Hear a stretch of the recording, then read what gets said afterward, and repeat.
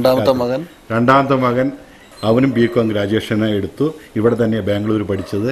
ഇന്ന് ICICI bank ലാംഗ്ഫോർട്ട് റോഡിൽ officer പോസ്റ്റിൽ പണിയെടുക്കുന്നു. വളരെ സന്തോഷമായ കുടുംബജീവിതം.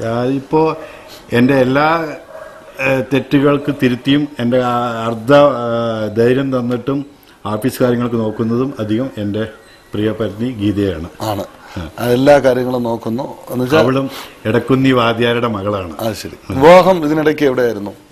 അച്ഛൻ വിവാഹത്തിനെ സംബന്ധിച്ചോളം ഞാൻ ബാംഗ്ലൂർ വന്നപ്പോൾ ഈ പല ആക്ടിവിറ്റിയിൽ കുറച്ച് ഹീറോ മാതിരി വന്നു. നല്ല സമയമുണ്ടായിരുന്നു. അപ്പോൾ എൻ്റെ അച്ഛൻ തന്നെ നോക്കി കല്യാണം കഴിപ്പിച്ചാണ്. അത് നമ്മുടെ ഒരു പുരുഷന്റെ വിജയത്തിന്റെ പിന്നിൽ ഒരു സ്ത്രീ ഉണ്ടെന്നുള്ളത് താങ്കളുടെ ബിസിനസിന്റെ എല്ലാ കാര്യത്തിലും താങ്കളുടെ പത്നി തന്നെയാണ്. ഇന്നിപ്പോൾ ഞാൻ ഇല്ലെങ്കിലും എല്ലാ കാര്യങ്ങളും അവളെ നോക്കണം. കാരണം ഞാൻ സോഷ്യൽ ആക്ടിവിറ്റി എനിക്ക് കൂടുതലായി പോയി. ഇന്ന് ബിസിനസ് അത് പറഞ്ഞില്ല. കാരണം ട്രാവൽസ് എത്ര കാർ ഉണ്ടായിരുന്നു? ഞാൻ തുടങ്ങിയത് ആദ്യം ഒരു കാറിലായിരുന്നു. അത് ഇവിടുത്തെ ബാങ്ക് ഓഫ് കൊച്ചി. ഇന്ന് ബാങ്ക് ഓഫ് കൊച്ചിനില്ല. അത് സ്റ്റേറ്റ് ബാങ്ക് ഓഫ് ഇന്ത്യക്ക് മർജിയായി പോയി. അവിടെ വിത്തൗട്ട് സെക്യൂരിറ്റി, വിത്തൗട്ട് ഡിപ്പോസിറ്റിൽ അന്നത്തെ അംബാസിഡർ വണ്ടി എനിക്ക് ലോണായിട്ട് തന്നു. എങ്ങനെ തന്നു പറഞ്ഞാൽ ആ ബാങ്ക് ഇവിടെ തുടങ്ങിയ വഴിക്ക് അവർക്ക് എൻ്റെ പരിചയമുള്ള ആൾക്കാരൊക്കെ അക്കൗണ്ട് തുടങ്ങി കൊടുപ്പിച്ചോടെ. അപ്പോൾ അന്നത്തെ മാനേജർക്ക് ഇഷ്ടപ്പെട്ടിട്ട് അദ്ദേഹം ഒരു കാറ് ലോണായിട്ട് തന്നു. അന്ന് വലിയ ഡിമാൻഡായിരുന്നു. എല്ലാവരും മൈസൂർ കാണാനും ഊട്ടി കാണാനും പോകും. എല്ലാവരും ഹോട്ടലിൽ ബുക്ക് ചെയ്യുമ്പോൾ ഞാൻ കാറ് കിട്ടിയാൽ കൊള്ളാമെന്ന് പറഞ്ഞിട്ട് ഞാനൊരു കാറ് വാങ്ങിച്ചു. ആ കാറിൽ എനിക്കന്നും നല്ല ഡ്രൈവിംഗ് അറിയില്ലായിരുന്നു. കാർ എൻ്റെ പേരിൽ വാങ്ങിച്ചു. ആ കാർ തുടങ്ങി ഒരു വർഷം കഴിഞ്ഞിട്ട് ഞാൻ ഓഫീസ് തുടങ്ങി. ഹോട്ടലിൽ ജോലി വിട്ടു. 1982 വേറെ ആൾ മുഖാന്തരം എൻ്റെ ജോസഫ് എന്ന് പറഞ്ഞ ആൾ മെക്കാനിക്കായിരുന്നു. ഞാൻ അയാളും കൂടിയിട്ട് ഒരു കാറിൽ ടൂറിസ്റ്റ് ഓഫീസ് തുടങ്ങി. ഒരു വർഷം കഴിഞ്ഞപ്പോൾ എൻ്റെ അച്ഛൻ മരിച്ചു. നാട്ടിലേക്ക് പോകേണ്ടി വന്നു. നാട്ടിൽ പോയിട്ട് തിരിച്ചു വന്നിട്ട് ചില കുഴപ്പത്തില്ല ഫ്രണ്ട്ഷിപ്പിൽ തന്നെ ഞാൻ പാർട്ട്ണർഷിപ്പ് വിട്ടു. ഞാൻ സ്വന്തമായിട്ട് ഏറ്റെടുത്തു. ഇന്ന് അതിനുശേഷം 14 വണ്ടികൾ ഉണ്ടായിരുന്നു. അംബാസിഡർ വണ്ടി, കൊണ്ടസ വണ്ടി. ആദ്യമായിട്ട് ബാംഗ്ലൂർ കൊണ്ടസ വണ്ടി ഞാനാണ് ഓടിച്ചത്. ഡ്രൈവ് അല്ല, കൊണ്ടസ വണ്ടി ടാക്സി ആയിട്ട് വിട്ടത്. രാമകൃഷ്ണ ഹെഗഡെയായിരുന്നു അന്നത്തെ ചീഫ് മിനിസ്റ്റർ. അവരെ ഇലക്ഷൻ, വീരപ്പ മൊയ്ലിയുടെ ഇലക്ഷൻ, രാമകൃഷ്ണ ഹെഗഡെ അവരെ ഇലക്ഷൻ, ഷൂട്ടിങ് ഇതൊക്കെ വരുമ്പോൾ ഞാൻ കാറുകൾ കൊടുത്തുകൊണ്ടിരുന്നു. അതിന് ഒന്നൊന്നായിട്ട് ഇമ്പ്രൂവ്മെൻ്റ് ചെയ്തു. ഞാൻ വാടക വീട്ടിലായിരുന്നു ഡുംളൂരിൽ താമസിച്ച. നിങ്ങൾ വരുന്ന വഴിക്ക് ഡുംളൂർ ആ വീടും ഞാൻ വാങ്ങിച്ചു. ഇതിനുശേഷം ഈ സ്ഥലം വാങ്ങിച്ചു. ഇവിടെ സ്വന്തമായിട്ട് വീട് കെട്ടി. ഇപ്പോൾ ആ 28 വർഷത്തിന് ശേഷം ഞാൻ ആ ഓഫീസ് അവിടെ ക്ലോസ് ചെയ്തു. കാരണം എനിക്ക് ഇവിടുന്ന് വന്നു പോകാനുള്ള ബുദ്ധിമുട്ടും. ഇപ്പോൾ ഇവിടെ തന്നെയാണ് ഓഫീസായിട്ട്? ഇവിടെ ഓഫീസും വീടും ആയിട്ടിരിക്കുന്നു. രാവിലെ 5 മണിക്ക് എണ്ണിച്ചാൽ എൻ്റെ രാവിലത്തെ പൂജയും കാര്യങ്ങളും ഉണ്ട്. ഒരു ഭാഷ സഹസ്രനാമം ഇതൊക്കെ ജപിച്ചു കഴിഞ്ഞ് ഇവിടെ തന്നെ ഗണതമ്പലമുണ്ട്. അവിടെയും തോന്നിട്ട് വരും. ടിഫിനും കഴിഞ്ഞിരിക്കും. അതിനിടയ്ക്ക് പല സോഷ്യൽ ആക്ടിവിറ്റി ലയൺസ് ക്ലബിൻ്റെ ഉണ്ടാവും. ഒരുപാട് ലയൺസ് ക്ലബിൻ്റെ ഇന്ദിരാനഗറിലെ പ്രസിഡന്റാണ്. ഇത് 3ാമത്തെ പ്രാവശ്യമാണ് ഞാൻ പ്രസിഡന്റ് ആവുന്നത്. അത് കഴിഞ്ഞിട്ട് ഇവിടെ കലാവേദിയുണ്ട് മലയാളികളിലെ. അതിലൊരു 1400 മെമ്പേഴ്സ് ഉണ്ട്. ആ കലാവേദിയിൽ ഞാൻ കമ്മിറ്റി മെമ്പർ. സ്പോർട്സ് എനിക്ക് ഇഷ്ടമുള്ളതാണ് ഫുട്ബോൾ. ഈ ഫുട്ബോൾ ഞാൻ എവിടെ ഉണ്ടോ അവിടെ ഒരു ഫുട്ബോൾ മാച്ച് ഉണ്ടായിരിക്കും. തന്ത്രി കപ്പ് എന്നാണ് ഒരു കലാവേദിക്കാർ ആ നാമത്തിൽ തന്നെ. അത് തൃശ്ശൂർ ചാക്കോള ട്രോഫി വരുമ്പോൾ എനിക്ക് വളരെ ഇഷ്ടമായിരുന്നു. ചെറുപ്പത്തിൽ കാണാൻ അതിന്റെ ഓർമ്മയ്ക്കായി ബാംഗ്ലൂരും അങ്ങനെ ഒരു ആക്ടിവിറ്റീസിൽ. പിന്നെ ഇപ്പൊ മാവേലി ഓണത്തിന് മാവേലിയുടെ ഒരു രൂപം ഇവിടെ മാവേലി ആവുന്നത് താങ്കളാണ്.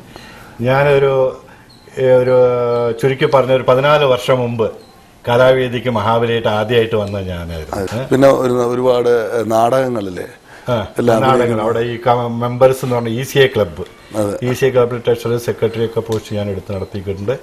അവിടെ ഈ മെമ്പേഴ്സിനെ പ്രോഗ്രാം എന്ന് പറയും. അതിൽ ഓരോ വേഷങ്ങൾ വിടും.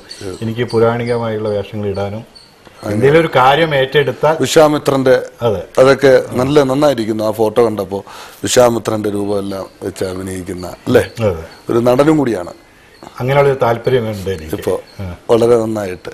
ദൈവവിശ്വാസം എത്രത്തോളം? ഈ ദൈവവിശ്വാസം എത്രയെന്ന് പറഞ്ഞു കഴിഞ്ഞാൽ ബോധമില്ലാണ്ട് നിലത്ത് വീണാലും ആ ബോധമില്ലാണ്ട് അവസാനം ദൈവം ഉണ്ടെന്ന് പറഞ്ഞു കഴിഞ്ഞാൽ ആ ബോധം തെളിയാൻ ഡോക്ടർമാരൊന്നും വേണ്ട, ദൈവം തന്നെ വിചാരിച്ചാൽ കിട്ടും. അത്രത്തോളമാണ് വിശ്വാസം. ദൈവത്തിനെ വിട്ടിട്ട് ഒരു കളിയില്ല. ഇല്ല. ലോകത്തിലെ ഏറ്റവും വലിയ ഭാഗ്യവാൻ ആരാണ്? ഏറ്റവും ഭാഗ്യവാൻ ആരെന്ന് പറഞ്ഞു കഴിഞ്ഞാൽ, ഒരുത്തനും ഒരു ഭാഗ്യം മുഴുവൻ കിട്ടി, ഞാൻ തൃപ്തി എന്ന് പറഞ്ഞാൽ മതി എനിക്ക് എന്ന് പറയണോ, വയറ് നിറച്ച് ഊണ് കഴിച്ചിട്ട് സന്തോഷമായിട്ടിരിക്കണോ, സമാധാനമായിട്ട്, അവൻ തന്നെ ഭാഗ്യവാൻ. കാരണം മേശപ്പുറത്ത് കുറേ സ്വർണം, കുറേ പണവും ഇവിടെ കുറേ അമൃതവും വെച്ചിട്ട് അയ്യോ നീ മധുരം കഴിക്കരുത്, അത് കഴിക്കരുത്, ഇത് കഴിക്കരുത് പറഞ്ഞാൽ പട്ടി കിടന്നിട്ട് എന്താ ഭാഗ്യം?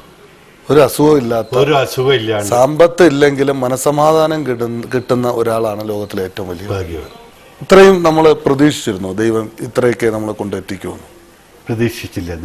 ദൈവത്തിനോട് എത്ര നന്ദി പറഞ്ഞാലും തീരില്ല. ഇത്രത്തോളം നമ്മൾ ആഗ്രഹിച്ചിരുന്നില്ല. കാരണം ആഗ്രഹിച്ചിരുന്നു, ഞാൻ ഇത്രത്തോളം ആഗ്രഹിച്ചിട്ടില്ല. ഇല്ല. എന്റെ ആഗ്രഹത്തിന് ഇതുവരെ ഒരു കുറവ് അഹങ്കരിച്ചില്ല. ആഗ്രഹം തന്നിട്ട് നടക്കണം തോന്നി ഒക്കെ നടത്തി തന്നിട്ടുണ്ട്. ജീവിതമെന്ന ഈ യാത്ര ഇത്രത്തോളം നമ്മൾ എത്തിക്കഴിഞ്ഞു. ഈ യാത്ര സഫലമാണ്. ഈ 63-ാം വയസ്സില് നിങ്ങൾ പെട്ടെന്ന് ഇങ്ങനെ ഒരു ചോദ്യം ചോദിച്ചു കഴിഞ്ഞാൽ എൻ്റെ ഉത്തരവാദിത്വം ഇനിയുണ്ട്. ഉണ്ട്. എൻ്റെ മക്കൾ അവരായിട്ട് തേടി വരുന്നതിന് മുമ്പ് ഞാനായിട്ട് നല്ലൊരു പൊസിഷനിലാക്കി അവർ കല്യാണം കഴിപ്പിച്ച് ഒരു വഴിക്കാക്കിയിട്ട് വേണം സഫലമാക്കാൻ. ഈ സമൂഹത്തിൽ പ്രതിബദ്ധത എന്ന് പറയുന്നത് ഒരു മനുഷ്യന് എത്രത്തോളമാണ് വേണ്ടത്? ഇത് സമൂഹത്തിൽ എത്രത്തോളം വേണം പറഞ്ഞു കഴിഞ്ഞാൽ, ഇത് സാറ് എക്സ്പീരിയൻസിലാണ് വരുന്ന കാര്യമാണത്. ഇതിപ്പോൾ കോളേജിൽ പോയിട്ടോ സ്കൂളിൽ പോയിട്ടോ ഇല്ലെങ്കിൽ വലിയൊരു പണക്കാരൻ്റെ വീട്ടിൽ ജനിച്ചത് കൊണ്ടോ വരികയല്ല. ഈ കഷ്ടപ്പെട്ടവനെയും മിഡിൽ ക്ലാസ്സിനും വലിയ ക്ലാസ്സിനെയും കണ്ടുള്ള ഓരോരുത്തരെ കണ്ടുപഠിക്കേണ്ടത് ഇതാണ്. ഈ പഴയ കാലഘട്ടവും പുതിയ കാലഘട്ടവും വളരെയധികം മാറ്റങ്ങൾ വരുത്തി മനുഷ്യന്. നമ്മൾ നേരത്തെ പറഞ്ഞ ഈ സമൂഹത്തിൽ പ്രതിബദ്ധത എന്ന് പറയുന്നത്, ഇപ്പോൾ സാറിൻ്റെ കുഞ്ഞുനാളിലൊക്കെ നമ്മുടെ കാരണവര്, മുത്തശ്ശന്മാര്, നമ്മുടെ കൂട്ടുകുടുംബമാണ്. ആ ജീവിതമാണ് സുഖം. ഇന്ന് ആ കൂട്ടുകുടുംബം നഷ്ടപ്പെട്ടു. ചാരുകസേരയിലിരിക്കുന്ന നമ്മുടെ കാരണവരുടെയും മുത്തശ്ശന്മാരുടെയും ആ കാലഘട്ടം വളരെ നല്ല കാലഘട്ടമാണ്. ഓണത്തിനൊക്കെ സുഖമായ കാലഘട്ടം. ഓണം എന്നൊക്കെ വരുമ്പോൾ നമ്മൾ ബന്ധുക്കളും ഒക്കെ എല്ലാം കൂടെ കുട്ടികളൊക്കെ ഇരുന്ന് കളിക്കുന്ന ആ കാലഘട്ടം നമുക്ക് എന്തെങ്കിലും തിരിച്ചു കിട്ടും? വളരെ ബുദ്ധിമുട്ട്. എനിക്കത് അങ്ങനെ കാണാൻ പറ്റുമെന്ന് തോന്നുന്നില്ല. എൻ്റെ മക്കൾക്ക് അതേമാതിരി ചെയ്യാൻ പറ്റുമെന്ന് തോന്നുന്നില്ല. പക്ഷെ ഉള്ള ദിവസം നമ്മൾ പഴയതിനെ ഓർത്ത് അന്നത്തെ സാഹചര്യത്തിനനുസരിച്ച് ജീവിച്ചു പോവുക. അതാണ് കഴിവ്. ഇന്നത്തെ സാഹചര്യം ഞാൻ കുട ഇങ്ങനെ പിടിക്കുമോ എന്ന് പറഞ്ഞിട്ട് കാര്യമില്ല. മഴ എങ്ങനെ വരണോ അതനുസരിച്ച് ചരിച്ചു പിടിക്കേണ്ട പരിസ്ഥിതിയാണ് വന്നിരിക്കുന്നത്. അതിനനുസരിച്ച് നമ്മുടെ കുട ചരിച്ചു പിടിച്ച് മുന്നോട്ട് പോവുക. അതാണ് ഇപ്പോഴത്തെ സമൂഹം ചെയ്തത്. ഒരുപാട് നന്ദി. തിരക്കേറിയ ഈ സമയത്ത് ഞങ്ങൾക്ക് വേണ്ടി ഇങ്ങനെ ഒരു സമയം കണ്ടെത്തിയതിൽ ഒരുപാട് നന്ദിയുണ്ട്. നിങ്ങളോടും വളരെ നന്ദിയുണ്ട്, ഇങ്ങനെ ഒരു സാഹചര്യത്തിൽ എന്നെ 2 വാക്ക് സംസാരിക്കാൻ സഹകരിച്ചതിന്. Okay, thank you. തൻ്റെ ബാല്യകാലത്ത് ജീവിതമെന്ന വലിയൊരു ഭാരം ചുമലിലേറ്റി വിവിധ സംസ്കാരങ്ങളും വിവിധ ഭാഷകളും നിറഞ്ഞ മറനാട്ടിലേക്ക് 11ാമത്തെ വയസ്സിൽ ജീവിതം ആരംഭിച്ച ശ്രീ KS താന്ത്രി. അദ്ദേഹത്തിൻ്റെ ജീവിത അനുഭവങ്ങൾ ഒരു തുറന്ന പുസ്തകമാണ്. ഇന്ന് ദൈവം അനുഗ്രഹിച്ച് നല്ല രീതിയിൽ നിൽക്കുമ്പോൾ പോലും പിന്നിട്ട വഴികളെ അദ്ദേഹം മറക്കുന്നില്ല. കടന്നു വന്ന വഴികളിലൂടെ ദുരിതങ്ങളെയും പ്രയാസങ്ങളെയും തള്ളിമാറ്റി ജീവിതത്തിൽ ഏറ്റവും ഉയരത്തിൽ നിൽക്കുമ്പോഴും മനുഷ്യൻ്റെ യാതനയെ മനസ്സിലാക്കാനുള്ള മനസ്സ് അദ്ദേഹത്തിനുണ്ട്. മാതാപിതാക്കളുടെ അനുഗ്രഹവും കുടുംബത്തിൻ്റെ കെട്ടുറപ്പുമാണ് ജീവിതത്തിൻ്റെ ഏറ്റവും വലിയ വിജയമെന്ന് വിശ്വസിക്കുന്ന ശ്രീ തന്ത്രി. അദ്ദേഹത്തിൻ്റെ വിജയപാതയിൽ ഇവിടുത്തെ കലാ, സാംസ്കാരിക, മറ്റ് ജീവകാരുണ്യ പ്രവർത്തനങ്ങളിലും അതീവ ശ്രദ്ധ ചെലുത്തുന്നു. ഒരു വ്യക്തി സമൂഹത്തിൽ എത്രത്തോളം അവൻ വിജയിച്ചു എന്ന് പറയുന്നത് സഹജീവികളായ മനുഷ്യരുടെ പ്രയാസങ്ങൾ അറിഞ്ഞു പ്രവർത്തിക്കുന്ന ഒരാളായാൽ മാത്രമേ പൂർണ്ണനാവൂ. വ്യവസായത്തിലല്ല, വ്യാപാരത്തിലല്ല, സമൂഹത്തിലും ഒരുപോലെ വിജയിക്കാൻ കഴിയും എന്ന് അദ്ദേഹത്തിൻ്റെ അതിമനോഹരമായ വാക്കുകളിലൂടെ നമുക്ക് ശ്രവിക്കാനും കാണുവാനും കഴിയുന്നു. എല്ലാവിധ അനുഗ്രഹങ്ങളും അദ്ദേഹത്തിൻ്റെ സ്വപ്നങ്ങൾ, ഇനിയുണ്ട് ഒരുപാട് സ്വപ്നങ്ങൾ. ആ സ്വപ്നങ്ങൾ സാക്ഷാത്കരിക്കുവാൻ സർവേശ്വരൻ, ജഗദീശ്വരൻ ഒരുപാട് അനുഗ്രഹങ്ങൾ വാരിച്ചൊരിയട്ടെ എന്ന് മാത്രം പ്രാർത്ഥിച്ചുകൊണ്ട് ഈ എപ്പിസോഡ് ഇവിടെ അവസാനിപ്പിക്കുന്നു. നന്ദി, നമസ്കാരം. ഇനി ഈ എപ്പിസോഡിലെ ചോദ്യം ഇതാണ്: ഇന്ത്യയുടെ ഇപ്പോഴത്തെ പ്ലാനിംഗ് ബോർഡിന്റെ ചെയർമാൻ ആരാണ്? ചോദ്യം ഒരിക്കൽ കൂടി: ഇന്ത്യയുടെ ഇപ്പോഴത്തെ പ്ലാനിംഗ് ബോർഡിന്റെ ചെയർമാൻ ആരാണ്? ഈ ചോദ്യത്തിന് ശരിയുത്തരം ഇനി പറയുന്ന ഫോൺ നമ്പറിൽ ഞങ്ങളെ വിളിച്ചറിയിക്കുക.